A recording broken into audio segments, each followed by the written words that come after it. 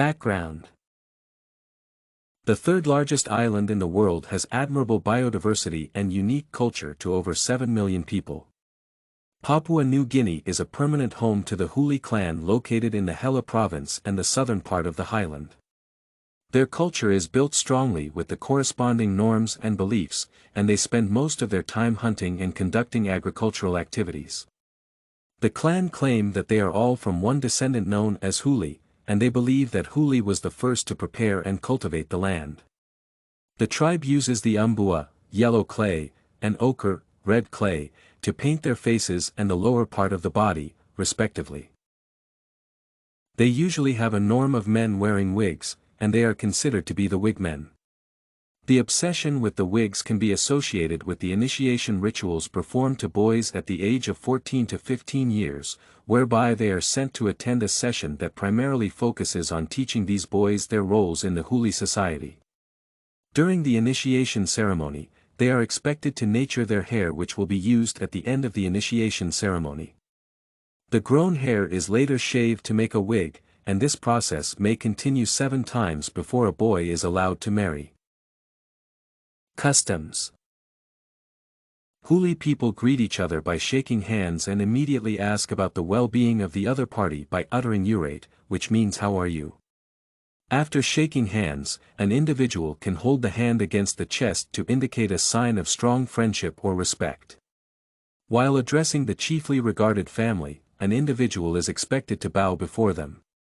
In the remote areas, the Huli clan sits on the floor while eating, and asking for more food after the 2 main meals may be considered offensive.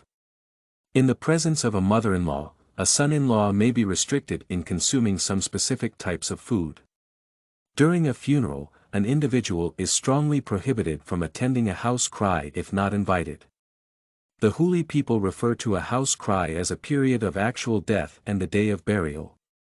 Within this short period of a few days or weeks, the Huli people are expected to bring food and pay respect to the affected family.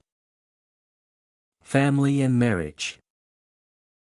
In Huli, people share their income and even their belongings as a sign of being loyal to the tribesmen. In a family where one partner is infertile, a relative can donate a child to this couple, and they are expected to raise the child as their own. The aspect of donating a child is accepted to those families that have experienced a loss of a child. An individual who has reached an age of marrying has no control over who to marry. They are expected to marry a girl chosen by their family. Before marriage, one must undergo initiation rituals that prepare an individual for adulthood. Immediately, the individual is introduced to a scenario of supervised courtship occasions with a girl who is already predetermined. After a mutual understanding, a bit of bride price is settled by the use of pigs, kina shells, food, or even accepting money. The kinsmen escort the groom and his bride to his new residence, and that is when the marriage process becomes complete. Religion. The Huli tribe has a unique form of religious beliefs in which they believe in the spiritual life of the Dinini, Dhamma, and Duttagulavabe.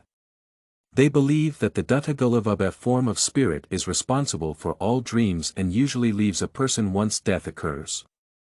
The antagonism between the woman and man in the Huli clan is strongly built by the Duttagulavabe beliefs. The Huli society respects the long-departed ancestors, and they usually consider them the clan spirit. The tribe considers Duttagulavabe as the high god who lives in the mountains and is in charge of the breach of the tribe's kinship rules. The tribe does not sacrifice the pigs to the Duttagulavabe since he is omniscient and, therefore, is in charge of the well-being of the Huli society. Work and economy. The Huli fraternity mainly focuses on hunting, gathering, and conducting agricultural activities. The clan contains outstanding farmers who do not use modern technologies in their farming activities. They most cultivate sweet potatoes, but they are flexible in accepting other crops. Recently, they have started growing cabbages, potatoes, and corns. However, some tribesmen have adopted a new way of life associated with urban life, and they have started having private business settings all around Papua New Guinea. Power and system. In the Huli society, their form of social government is not tied to heredity. A chief is selected based on an individual's aggressiveness in tackling an issue and how the person treats the tribesman. A man's influence on the people through the provision of thoughtful decisions and the application of naturally gained skills may land a person into harnessing power. An individual can as well be selected to guide.